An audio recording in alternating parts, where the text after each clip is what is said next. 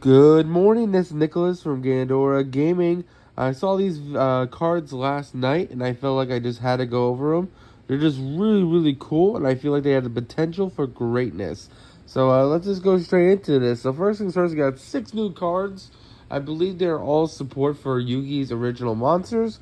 And let's just go straight into this. So we have War King Bephomet. If you don't know, Bephomet is actually the king of all beasts in Yu-Gi-Oh! He's in on a lot of artwork. He's usually getting his ass kicked, funny enough. And yeah, this is probably the most badass he's ever looked. They made him more purple this time. He's usually a pink monster, if I remember correctly. But he is a Earth Beast effect monster, level 10, 2700 attack, 1500 attack. You can normal summon / set this card with 1 tribute. So it does require a tribute summon, but it only requires 1. If this card is normal or special summon, target 1 beast, beast warrior, or wing beast monster in your graveyard as your hand, and if you do, this card loses 700 attack. If this card is normal summon, card is unaffected by the effects of special summon monsters. So basically, if you tribute summon this guy, he's a towers by monster effects, which is pretty insane. And then once a turn during the end phase, this card can gain 700. So if you don't use the first effect to lose 700, and you just gain 700, this guy is a monster, is unaffected by monster effects, and he's gonna be 7 plus 27. He's gonna be at 3,300, which is pretty huge. I don't know how practical that is. It is a really cool boss monster for like Beast Warrior decks. I just don't know what decks would be able to get another normal summon in order to summon this guy. We are getting a new spell card next set, which will give us 2 normal summons a turn.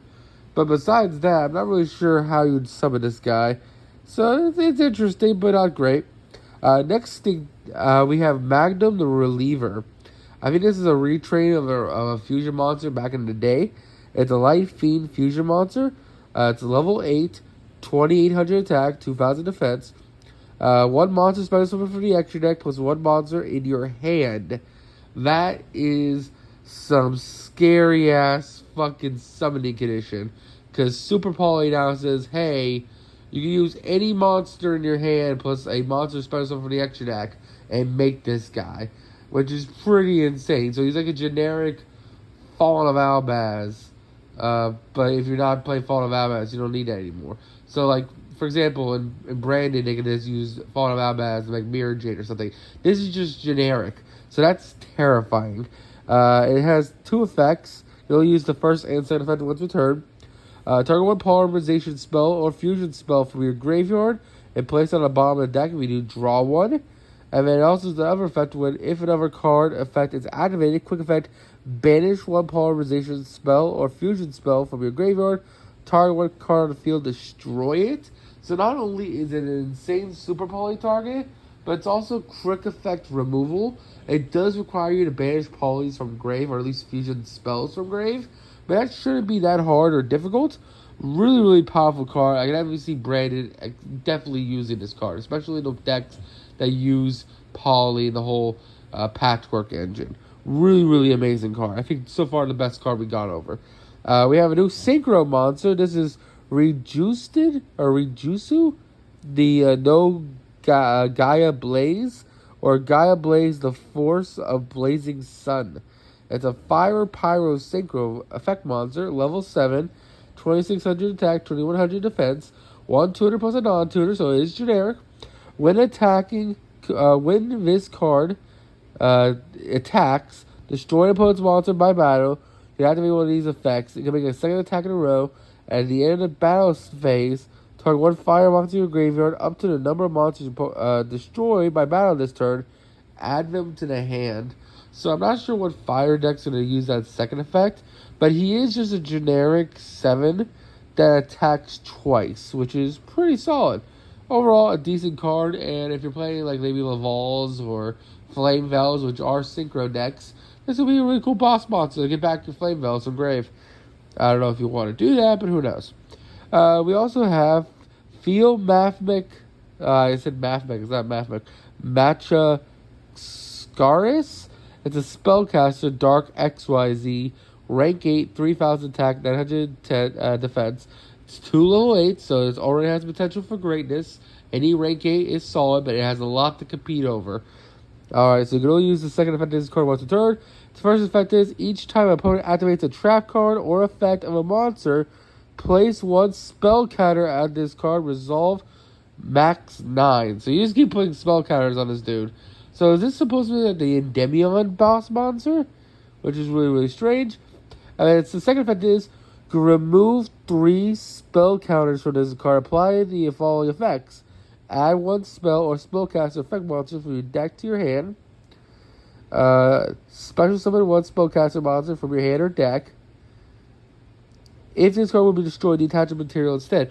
Wait a minute, this card's a generic 8 that cheats out Jowgen when your opponent activates a monster or trap. This is absolutely insane. Holy shit. You don't know how good this card is. The fact that it just cheats out a spellcaster directly from the deck, if your opponent just looks at you wrong, means you can just spam out Jowgen from the deck and just lock your opponent out of the game. You can summon out any spellcaster monster. That is absolutely insane. This card is amazing. And it's generic too. It's just 2 level 8s.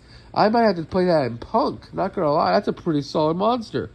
We have a new spell as well and a new trap. This card is Egomorph, which is, if you don't know, there used to be Egomorph, which was a quick play that's like gain 1,000 attack this turn. But this card basically is going to use each effect once per turn. Start a damage step. If your monster battles an opponent's monster, activate one of these effects. Change the attacking monster to defense position. Return the attack target to the hand. Destroy both battling monsters. Okay, cool, gimmicky spell. Who gives a shit? Trap card is opposing mirrors of the underworld. Normal trap.